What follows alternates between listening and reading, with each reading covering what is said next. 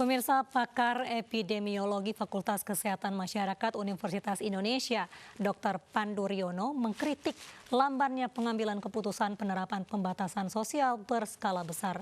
Dan berikut keterangan Dr. Pandu dalam dialog di iNews Sore Minggu 5 April kemarin. Apa efektif sih dokter PSBB ini bisa mencegah atau bahkan menghentikan penyebaran virus corona, dok?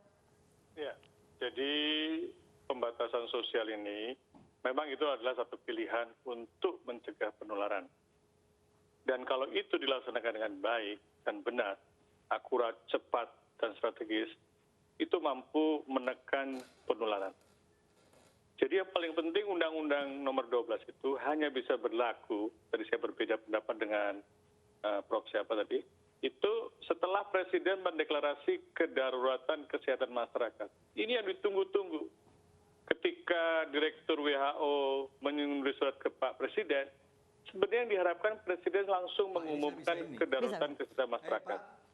Sehingga pembatasan sosial berskala besar. Jangan sampai nanti salah tafsir, Pak. Undang-undang itu tidak berlaku tanpa PP. Itu nanti salah. Pak, iya. Tolong dengarkan dulu. Iya. Dengarkan dulu, saya belum selesai ngomong. Iya. Baik, silakan Ya, Dr. Pandu. PSBB itu bisa saja bersifat himbauan sampai pembatasan sosial berbasis berskala besar itu total.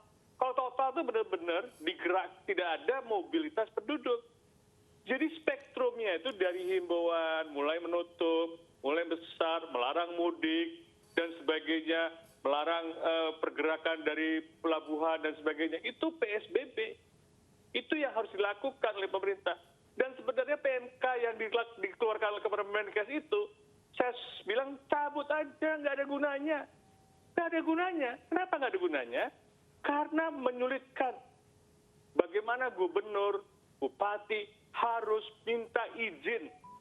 Padahal di dalam Undang-Undang Otonomi adalah gubernur dan pemerintah daerah itu mempunyai wewenang. Menteri dan lainnya hanya fungsinya pembinaan. Dan inilah yang menyebabkan kenapa Presiden yang harus mengambil alih respon pandemik ini dan bisa menginstruksikan bahwa pembatasan sosial berskala besar ini berlaku secara nasional. Baik. Selanjutnya diterapkan secara bertahap. Kan bisa rapat bertahap dengan semua gubernur. Tanpa harus lempar lagi tanggung jawab ke Menteri Kesehatan. Ini Pak siapa nih? Harus dievaluasi, harus memberikan data. Dokter. Walaupun itu cuma administratif, itu memberikan waktu luang yang sangat besar bagi virus untuk berpindah-pindah terus. Harus ada self emergency. Kalau PMK itu dikeluarkan pada masa tenang, oke. Ini pada masa di tengah berkecamuknya wabah dan korban setiap hari selalu ada. Ini yang menurut saya berbeda urgensinya. Kita dalam tahap yang sangat gawat kedaruratan ini. Jadi kita harus menyederhanakan. Kalau saya jadi menteri, suruh merintahkan, saya buahnya buat SK, PSBB berlaku untuk nasional. Nah, karena sudah ada di semua wilayah. Yang punya data kan Kemenkes. Ya. Ini yang menurut saya agak muter-muter aja di situ, seakan-akan kita tidak tahu apa-apa. Semua orang udah tahu kok. Baik. Saya sebelum ke Prof. Juanda, saya coba ke Pak Oscar dulu. Pak Oscar, tadi Dr. Pandu mengatakan bahwa ini dinilai terlalu berbelit-belit. Harusnya PSBB nasional saja. Memangnya pusat tidak punya data gitu, Pak? Iya, ini kan persoalannya. Kita sudah framing dengan waktu ya. Pandu barangkali di dalam Permenkes ini sudah jelas. Jangka waktu paling lama 2 hari sudah dikeluarkan. Jadi persoalan ini ya kita sebagai seorang yang memang memahami epidemiologi, ya harus berbasis kepada kajian data dan kelengkapan-kelengkapan itu. Jadi bukan persoalannya, ya saya bicara dulu Pak Pandu, jadi persoalannya bukan hanya persoalan birokratis di sini. Saya sudah katakan dari awal, kita responsif tapi tidak mengabaikan kaidah-kaidah, itu yang paling penting Bapak. Ya, itu Mbak. Jadi kaidah-kaidah itu cuma defensif. Karena sudah terlambat sebulan, tidak melakukan apa-apa. Ini membuat defensif, harus ada ini. semuanya itu sifatnya administratif. Menurut saya sifat-sifat administratif itu dihilangkan saja. Karena Menteri Kesehatan sudah mengetahui dan input dari Dirjen, P2P dan sebagainya, bahwa penyebaran ini sudah meluas ke seluruh masyarakat, sehingga perlu diberlakukan PSBB berlaku nasional. Dah, titik.